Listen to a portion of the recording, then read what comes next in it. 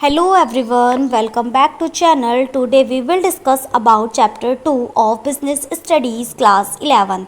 Chapter का नाम है फॉर्म्स ऑफ बिजनेस ऑर्गेनाइजेशन। ये बहुत ही इंटरेस्टिंग और इजी चैप्टर है। इसके अंदर हम पढ़ेंगे बिजनेस की फॉर्म्स या फिर कह सकते हैं बिजनेस के टाइप्स, मतलब बिजनेस कितने प्रकार का होता है और उसको कैसे स्टार्ट करते हैं।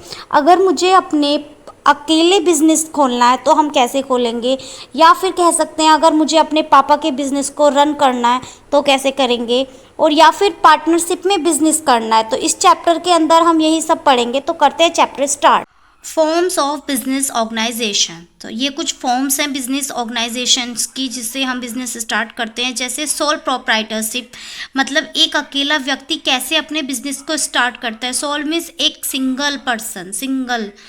जॉइंट हिंदू फैमिली बिजनेस, मतलब हम अपने फैमिली बिजनेस को कैसे रन करते हैं। फॉर एग्जांपल जैसे अंबानी है, वो अपने फैमिली बिजनेस को ही तो आगे बढ़ाया है। पार्टनरशिप, एक या एक से ज़्यादा पर्सन मिलकर जब अपने पार्टनरशिप मतलब बिजनेस को स्टार्ट करते हैं। Cooperative society, joint stock company. तो हम इस चैप्टर में वन बाय वन इनको अच्छे से समझेंगे डीपली, ताकि आपको अच्छे से समझ आ सकें। तो करते हैं हम स्टार्ट। सबसे पहले इसमें हम पढ़ेंगे सोल प्रोप्राइटरशिप। सोल प्रोप्राइटरशिप का मीनिंग होता है, सोल प्रोप्राइटर दो वर्ड से मिलकर बना है, सोल और प्रोप्राइटर। सोल मीन्स होता है सिंगल और प्रोप्राइटर मीन्स होता है ओनर। मतलब जिस बिजनेस का एक सिंगल ओनर हो और वो अकेले ही अपने बिजनेस को रन कर रहा हो तो वो होता है सोल प्रोप्राइटर। एग्जाम्पल के साथ समझाती हूँ। जैसे आपके पापा की स्टेशनरी की शॉप है और वो लॉन्ग टाइम से अकेले ही उस बिज़नेस को रन कर रहे हैं। उस शॉप से जितने भी रिलेटेड डिसीजंस हैं वो अकेले ही लेते हैं, और जो जो भी उस बिज़नेस के लिए कुछ मार्केट से सामान लेके आते हैं वो अकेले ही लेके आते हैं, और उस बिज़नेस से जितना भी प्रॉफिट हो रहा है वो खुद ही लेते हैं, क्योंकि वो खुद ही अकेले ओनर हैं अपने बिज़नेस के। तो वो जितना भी प्रॉफिट होगा उस प्रॉफिट के वो भी अकेले ही मालिक होंगे, और जितना भी उस बिज़नेस से रिस्क होगा वो उस रिस्क को अकेले ही बियर करेंगे। क्यों? क्योंकि वो एक अकेले ही ओनर है बिज़नेस के। तो ये होता है सोल प्रोप्राइटरशिप का मीनिंग। आई होप आपको इसका मीनिंग समझ आया होगा। अब इसकी कुछ कैरेक्टरिस्टिक्स हैं जिससे आपको अच्छे से और समझ आएगा। तो अब हम पढ़ते हैं इसकी कुछ कैरेक्टरिस्टिक्स। जैसे single ownership, formation and closure, unlimited liability, individual risk bearing and profit receipt, no separate legal entity. अब हम इनको वन बाय वन अच्छे से समझते हैं ताकि आपको और अच्छे से समझ आ सके सोल प्रोप्राइटरशिप। सिंगल ओनरशिप, ये फर्स्ट कैरेक्टरिस्टिक्स है सोल प्रोप्राइटरशिप की। इट मीन्स जो सोल प्रोप्राइटरशिप के अंदर एक सिंगल ही ओनर होता है बिज़नेस का। जितनी भी बिज़नेस को रन करने के लिए फ़ंड की ज़रूरत होती है वो अकेले ही फ़ंड को बोरो करता है। ठीक, ये होती है फर्स्ट कैरेक्टरिस्टिक्स। नेक्स्ट आती है हमारी formation and closure. Sole proprietorship के अंदर बिजनेस का फॉर्मेशन बहुत ही इजी होता है एज़ कंपेयर टू अदर, और क्लोज़र भी बहुत ही इजी होता है एज़ कंपेयर टू अदर, क्योंकि इसके अंदर हमें कोई लीगल फॉर्मेलिटीज़ की ज़रूरत नहीं होती है। बहुत ही कम लीगल, रेयर चांसेस से ही हमें लीगल फॉर्मेलिटीज़ करनी होती हैं। तो ये बहुत ही इजी होता है हमें फॉर्मेशन करना और क्लोज़र करना सोल प्रोप्राइटरशिप के अंदर। नेक्स्ट आती है हमारी अनलिमिटेड लाइबिलिटी। अब अनलिमिटेड लाइबिलिटी समझने से पहले आपको समझना होगा लाइबिलिटी क्या होता है। लायबिलिटी का मतलब होता है कि अगर बिजनेस ने लोन लिया और बिजनेस उस लोन को नहीं चुका पा रही है। देखो, सपोज़ मैंने अपने बिजनेस को स्टार्ट करने के लिए 10 करोड़ का लोन लिया और मैं उस लोन को नहीं चुका पा रही हूँ, तो फिर क्या होगा? मैंने बिजनेस के असेट्स बेचने पड़ेंगे। उस लोन को चुकाने के लिए मुझे अपने असेट्स बेचने पड़ेंगे। ठीक, लेकिन मैंने बिजनेस के असेट्स जो हैं वो तो हैं मेरे 8 करोड़ के, और जो मेरा लोन है वो है 10 करोड़ का। जब मैं 8 करोड़ दे दूंगी तो मेरे 2 करोड़ तो बचेंगे, वो भी तो मुझे देने होंगे, उसको भी मुझे पे करना होगा। ओनर कितने के लिए लिएबल होगा? सोल प्रोप्राइटर के अंदर क्या होता है, अगर हमारे बिजनेस के असेट्स कम रह गए लोन को पे करने के लिए, तो वो अपने घर से पैसा लेके आएगा। तो उसे अपने पर्सनल असेट्स सेल करने होंगे।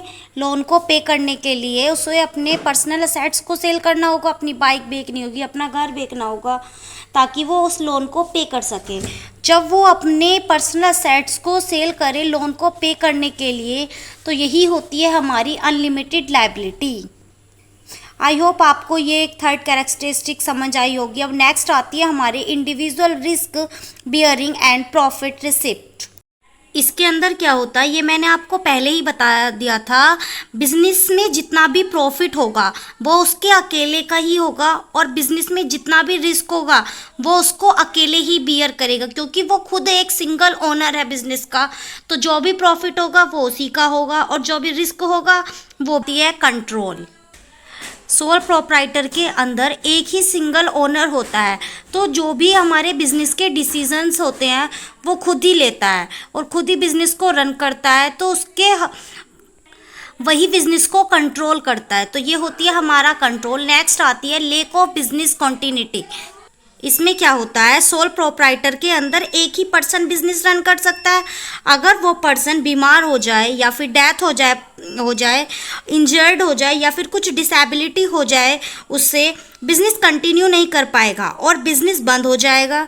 बहुत सारी प्रॉब्लम्स आती हैं जब एक सिंगल पर्सन मतलब ओनर बीमार हो जाता है, तो उसमें क्या होता है, उसमें वो बिजनेस कंटिन्यू रन नहीं कर पाता है। तो ये कुछ कैरेक्टरिस्टिक्स थी सोल प्रोप्राइटरशिप की। आई होप आपको समझ आई होंगी। अब इसमें हम पढ़ते हैं मेरिट्स और demerits. Merits of sole proprietorship में सबसे फर्स्ट आती है हमारी quick decision making. It means in sole proprietor firm all the decisions are taken by the proprietor himself. He is not suppose to consult anyone and waste time.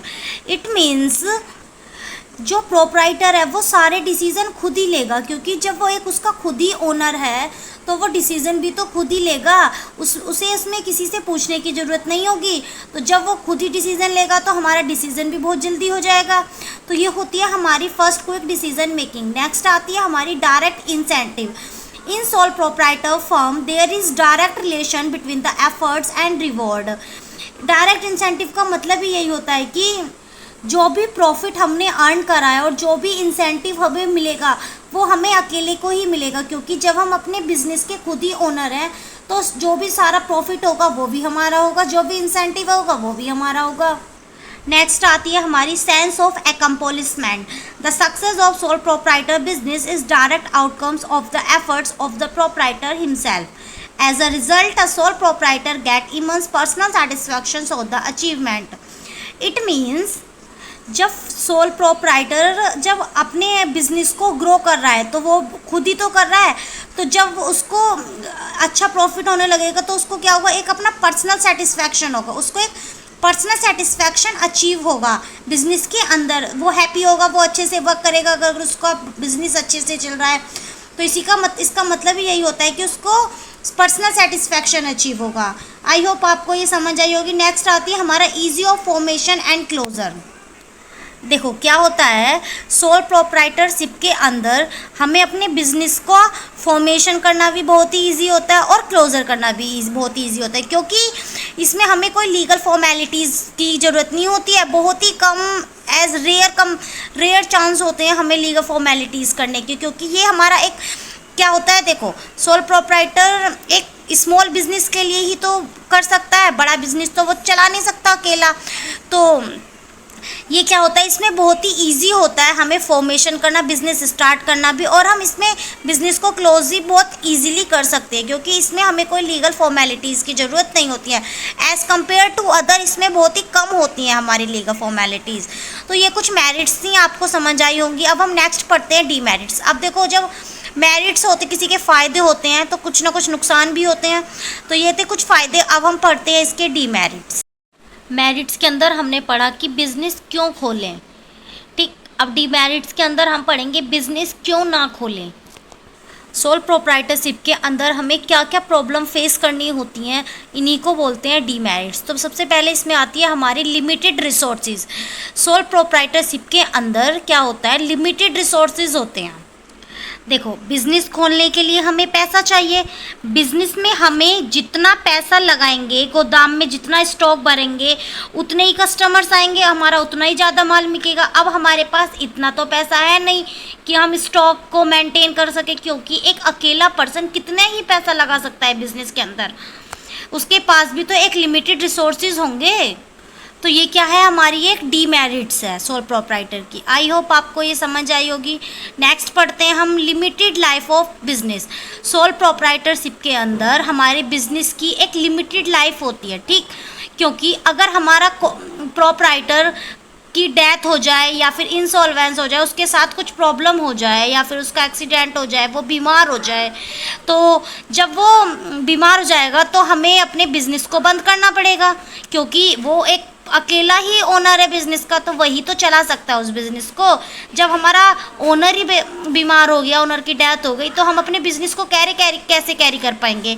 तो ये क्या होता है, इसमें हमारी एक लिमिटेड लाइफ ऑफ बिजनेस होता है। बिजनेस हमारा जब तक पार्टनर ठीक ठाक है तब तक बिजनेस चल रहा है, अगर पार्टनर को कुछ हो गया तो हमारा बिजनेस चल नहीं पाएगा। तो ये होती है हमारी सेकंड कैरेक्टरिस्टिक्स। नेक्स्ट आती है हमारी अनलिमिटेड लायबिलिटी।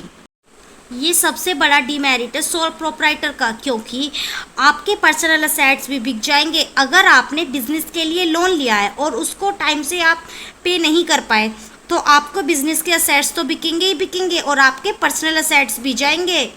तो इसके अंदर यही है कि ये एक अनलिमिटेड लायबिलिटी देखने को मिलती है। तो इसमें यही लिखा है हमारा कि personal liable for all debts and greater risk in business. इसमें हमें सबसे ज़्यादा रिस्क होता है। तो नेक्स्ट आती है हमारी limited managerial risk. In sole proprietor firm all the activities are performed by a single individual. Sole proprietorship के अंदर क्या होता है, हमारी लिमिटेड मैनेजरल रिस्क होता है। क्योंकि अब देखो, एक अकेला पर्सन क्या क्या करेगा। बड़ी कंपनी को देखा हो आपने कि उसमें प्रोडक्शन के लिए, सेल्स के लिए अलग अलग डिपार्टमेंट होते हैं। प्लानिंग के लिए अलग डिपार्टमेंट होता है, सेल्स के लिए अलग होता है, मार्केटिंग के लिए अलग होता है, फाइनेंस का अलग होता है। लेकिन सोल प्रोप्राइटर के अंदर तो वो सब कुछ अकेला ही है।